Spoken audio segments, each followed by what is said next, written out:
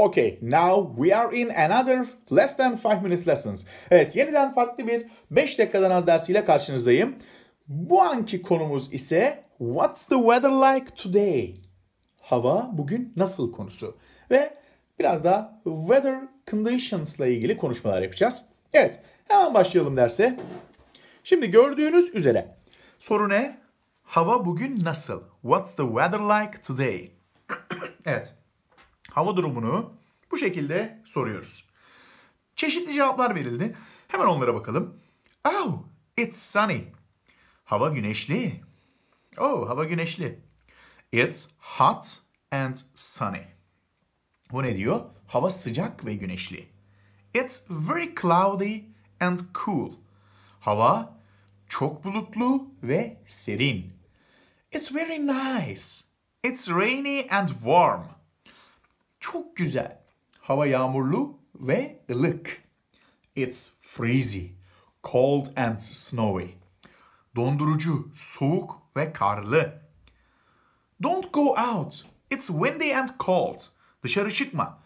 Rüzgarlı ve soğuk. It's stormy and heavy rainy.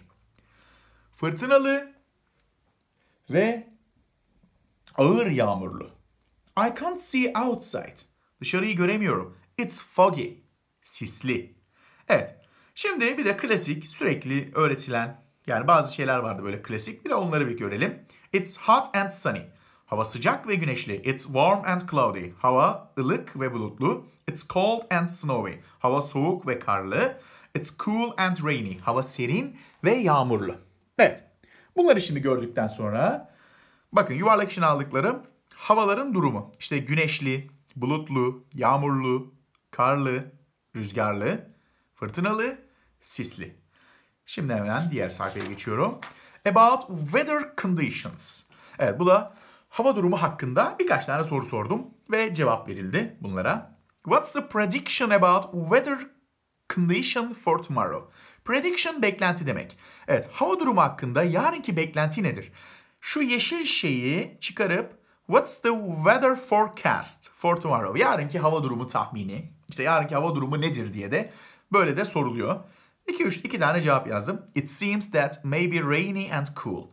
Görünüyor ki belki yağmurlu ve serin olacak işte. Yarın yağmurlu ve serin. According to the predictions. According to the predictions, tahminlere göre. Şu according kelimesini unutmayın. Çokça karşınıza çıkıyor according kelimesi. Duruma göre. İşte according to my knowledge. Bilgime göre. According to my experience. Deneyimlerime göre. According to my hungerness. Açlığıma göre. Bir sürü şu according to kelimesi çok kullanılıyor. Neymiş? Beklentilere göre it may be partly cloudy and warm. Parçalı bulutlu olabilir ve warm neydi? Ilık olabilir. Evet, partly cloudy'yi de burada göstermiş oldum. Başka bir hava durumu, parçalı bulutlu. İkinci soru. What was the weather like yesterday? Dün hava nasıldı? Onun için was geldi. Birkaç tane cevap yazdım. It was cool and cloudy.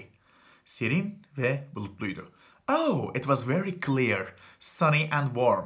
Oh, çok açıktı. Clear, temiz, yani çok açıktı.